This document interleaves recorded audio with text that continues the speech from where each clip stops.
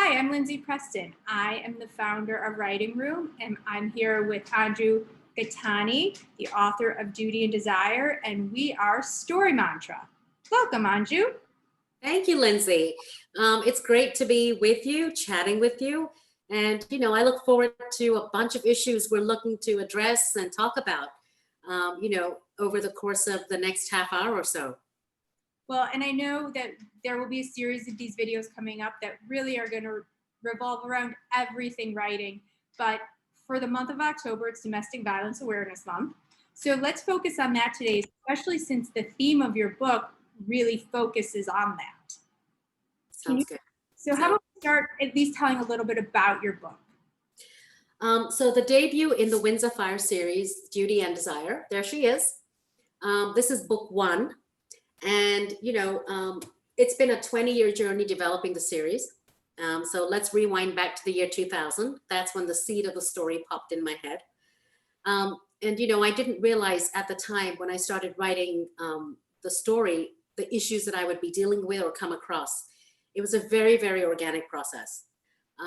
But what I will say is that issues of domestic violence, abuse, mental health are huge in this book. And I am a huge advocate for awareness of those issues, which was, again, a very organic process of finding out what is the story about, what are the issues I'm addressing, why are the characters dealing with these issues? Every character has backstory. Even negative characters aren't born evil. Nature, nurture shapes them to where they are. And so issues of emotional abandonment, negligence, all those aspects come in to, I would say, weak, flawed characters. And you do have some really interesting characters in your book. You have both the victim and then the abuser. Your story. Can we first start talking about the victim and how she ended up where she was? Obviously, no fault of her own, but can we talk about that a little bit? Absolutely, yeah, sure. So, in a nutshell, literally just squeezing the entire story into a sentence or two, it's really the story of a modern young Indian woman who is promised the perfect life, the perfect marriage, the perfect husband. And it's a story set in India's mega wealth, which really not many people know about or have heard about. And so she goes from an upper class family to the cream of society. And she finds out that, in fact, this dysfunctional family offers her nothing but lies, deceit, and betrayal. And what are hidden are the layers of issues of mental health illness that she begins to peel and uncover, unfold one at a time. So, we're looking at domestic violence and abuse, which she endures from day one, which, like many, many victims, she doesn't know she's being subjected to this. She's aware of it. She knows something is wrong. Clearly, it's not the right thing to be happening to her. But like many victims, she doesn't take a stand for herself because there are so many walls and doors pressing against her. She subsides and caves in to fear because of society. And your book really focuses on the societal and cultural perspective of abuse as well. Mm-hmm. Do you think that plays a big role in domestic violence? I think the hierarchy of where people are in being able to subject others to abuse is really, it's a game of power play. And, by no means am I a psychologist or a psychiatrist or a doctor in this field. But from a lot of the research that I've done, and, I did work with a medical doctor. She is the doctor for the entire series. But when she and I got talking as well, what we did understand was that there is a hierarchy at play for sure. And like with any tribe or any system, there's always an alpha who runs the entire gamut. With that hierarchy comes position, power play, and everybody wants to hold on to their turf. Because the moment you let go, you're going to fall down to the bottom rank. If you, and I love watching animal documentaries. I'm a huge fan of David Attenborough, really, I am. And whenever I see packs and tribes of animals, for example, whether you take the lion or the tigers or the cheetahs, again, the wolf family. It's all about hierarchy and who is the alpha male, who is the leader, who's the pack, where does everybody fit in? And what I've noticed is pretty much that the strongest, the toughest is always at the peak, and the sort of the tribe leader. And that happens with humans as well. If you have money, that automatically gives you power. If you're tall, if you're broad, if you have more physical force, again, you're at the top of the game because you're physically able to sustain. And so everybody else, whether they're primary or secondary characters, will automatically fall into some sort of hierarchy, or I would say architecture in the story world of where they fit in. And then, of course, the bigger issue that comes in is who is going to support this to continue, this pattern of behavior to continue, and why. And those who support automatically, unfortunately, become enablers, whether they want to or not. Because if they don't, they may lose their position in society. And your story really does have that kind of pact mentality, at least on your abuser's end. That's right. And you do have a very strong alpha, which I felt at times kind of went between two characters in your book. Because obviously we have Rakesh, who is our abuser, and then we have his stepmom, who I feel takes an equally powerful play, and I actually find to be even harder to understand just because she is female. So here's an interesting fact, since you brought it up, Lindsay.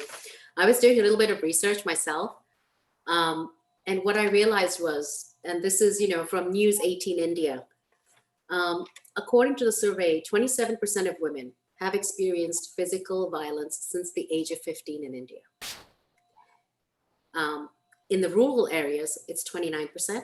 In the urban areas, it's 23%.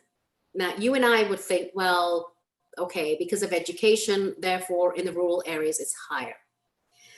And after all these statistics that I went through, what came out was a silver lining is schooling and education gives you more awareness, but education does not automatically translate to a lower incidence of domestic violence.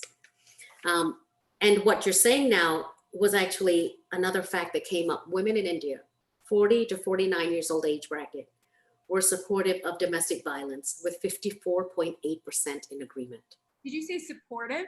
Supportive. They're like, go domestic violence? Like, this is an okay thing in our culture? Like, So this is the character Pushpa that you are referring to, an enabler. And so when I read this and I saw this, I was like, oh my gosh, this is actually for real. I mean, though it was fiction and it was a fictional character in a fictional situation, but they become enablers. And the reason for that is primarily twofold. And maybe in Duty and Desire, there are more than twofold reasons, which we can get into. But first of all, the first reason obviously is with Rakesh being, Rakesh is the alpha male. He controls a business. He controls, he's a breadwinner, period.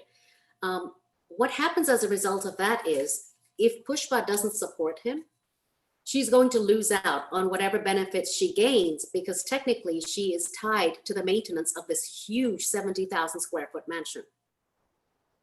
So she is technically tied and bound to him forever. Plus, and as you read the book, and I don't want to give it away, but the way that the will has been laid out by her deceased husband, if she doesn't support the family in the family's ventures, she goes back penniless, homeless, with only the clothes on her back.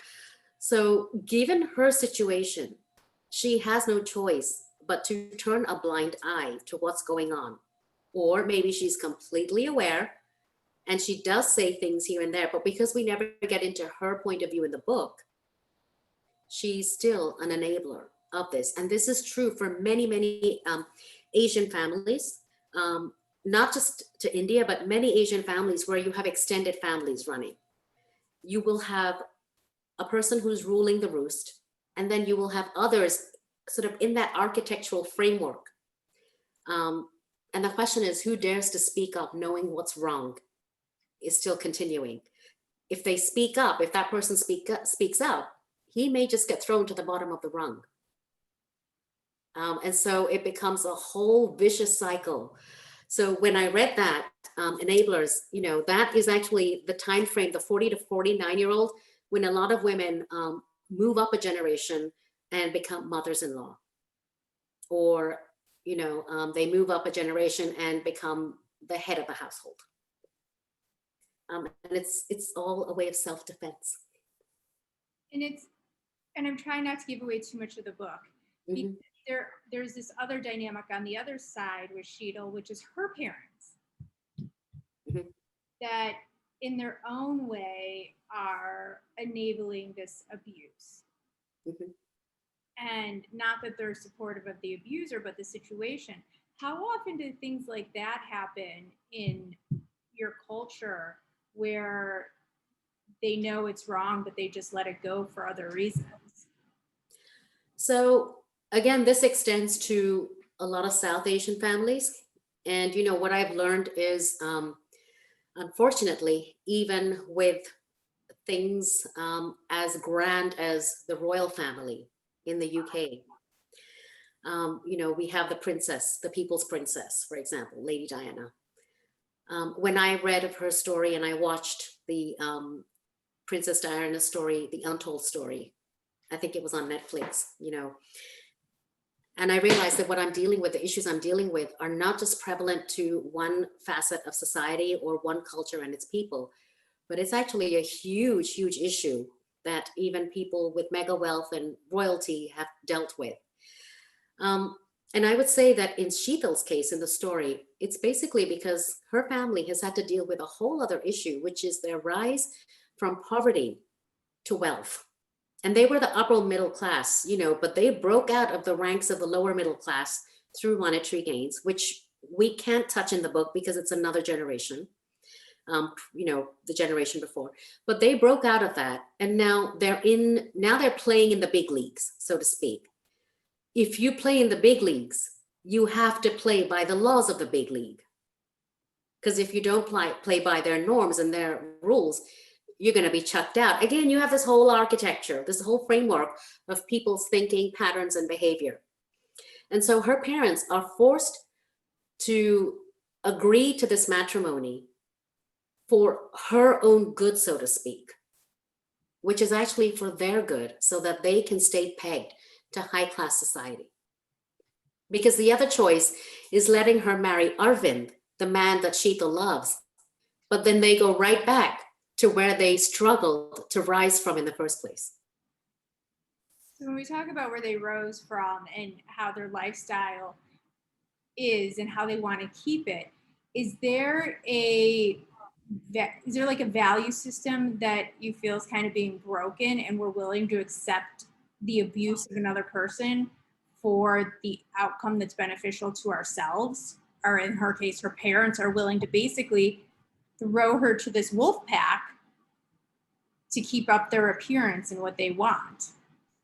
Well, so in Duty and Desire, that's a great question, Lindsay. They don't know that he's a wolf. They think he's just a playboy millionaire who is just sowing his wild oats, so to speak, because he came back with, this flamboyant Harvard MBA degree. And so they accept that, rich people, rich kids, rich bachelors do this sort of thing. And that their kind of thinking pattern is, well, once he settles down with our daughter, he'll grow out of it. He'll come to his senses.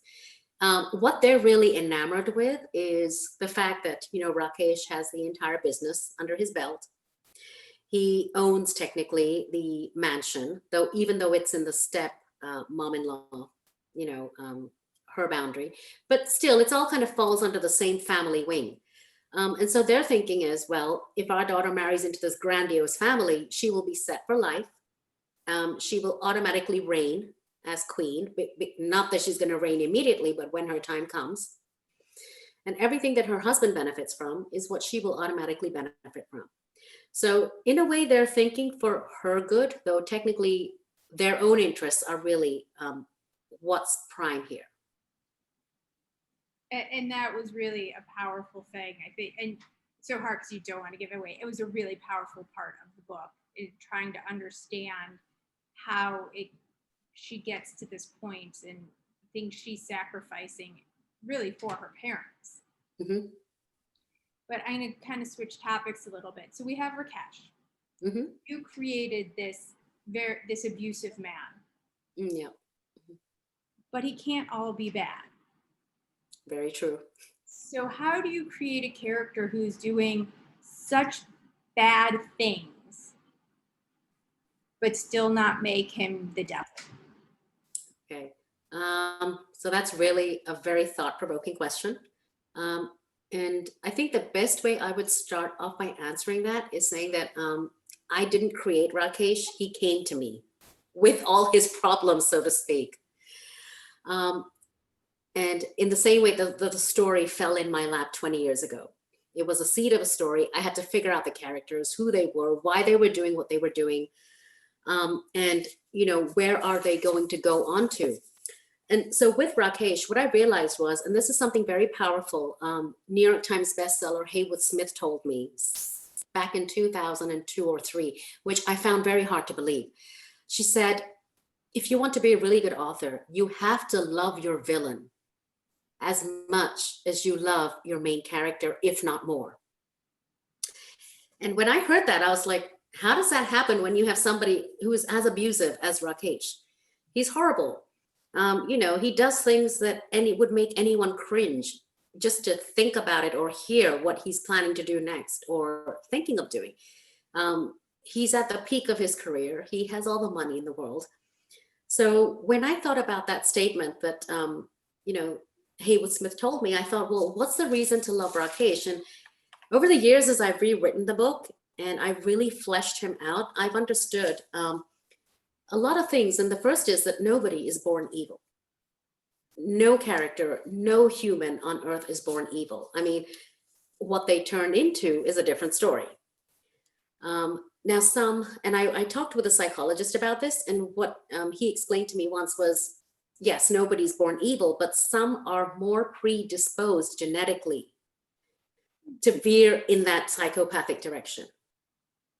And their struggle in life, if they're aware of it, is to stay away from that path, which they're genetically engineered toward. That was very, very powerful, when I heard that, and I was like, okay, so maybe there is a little bit of an element which pushes people in that direction, of evil or performing aggravating acts. But then going back to Rakesh, I thought, okay, well, let's think about this a little more. And when I thought about his backstory, and I had to really understand why he is the way he is, there were a bunch of issues which all, again, lead to mental health. And his issue was emotional abandonment as a child. And of course, without giving away the story, again, at the age of 13, a lot happened to him. Not for good, clearly not for good because of the way he turned out. But as a result of which, not only did he have to grow up super fast, he had to take care of somebody else under his wing and act almost as a parent figure to her. At the same time, he was a victim of abuse himself and bullying. Did he receive any help? No. He received no treatment, no therapy, and he had to grow up with this burden that he carried throughout life. As I thought about it some more, I realized, well, if you as a child or a teenager continue to grow up with emotional burdens and you're receiving no help, that is going to affect how you grow and shape up to be in the future. There's just no getting away from it. And so, I fleshed out his character more and more. What I realized was, no, he's not sympathetic. No, I have no empathy for him. But I need, as a character, to make him not redeemable either, because if I make him redeemable, then the story becomes about him. So there was a lot to juggle, because if I gave him a chance at redemption in Duty and Desire immediately and showed that he had the potential, then I would question, is the story about him or is it Sheetal's story? Because now both people are carrying equal weightage in the story. So to really handle that issue in Duty and Desire, I had to make him sympathetic, with enough of a potential to show that he can change. But that's later in the course of the story, not so soon. But the fact that he is haunted by the past because of deep-seated wounds, which he has no control over. So I make him sympathetic, but not enough to make it his story. And I think when we talk a lot about domestic violence, and we look at both parties involved, typically it is the female being abused, and we look at it really is what's being done to her. Mhm. And you can't, at some point, most of these abusers were abused in some way as children. Mhm. And they do have some sort of sad story that makes you sort of feel for them, which I think is why a lot of women end up feeling so much of like, well, he had this really hard time, it was done to him, and we kind of justify what happened in their past. But once the abused becomes the abuser, is there really redemption? Exactly. And that's when, as a writer, you have to really sit back and ask yourself, whose story is it? Who's the main character? And if I bring in redemption for him, the abuser, that's totally plausible. I mean, it happens. Everybody doesn't turn out to be completely evil. People do change. People go to prison and they have redemption moments, or people have epiphanies where they suddenly realize, oh my gosh, I've been doing this all along, I have to turn around. That's all good. But when you're a writer and you're sitting in that chair and trying to figure out, whose story is it, you have to ask yourself, how are you going to balance the characters, and who has more weightage in the story, and honestly, who is telling the story? And that's really hard to do, because I remember I was at a point when I was working with an editor in New York, and she was fabulous in helping me rework the 2 books, especially book 2, which is what we focused on. And we got to a point where I had dug up so much backstory for Rakesh and woven it in. She came back to me and she's like, Anju, I feel more sorry for Rakesh now than I do for Sheetal. And I was like, oh no. And then, we kind of talked it over, and she said, you've got 2 really, really strong characters who are both battling for this book. And as a writer, you have to sit and figure out, because both have issues, both are complex, and they're both trapped in a very complex world.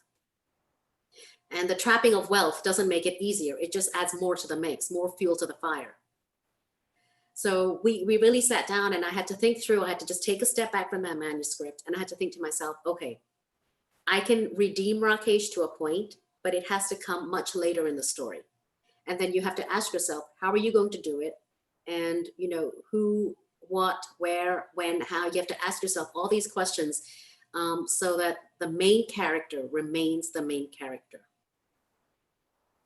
I hope that answers the question. Yeah, and you did a really nice job making it really. It is Sheetal's story.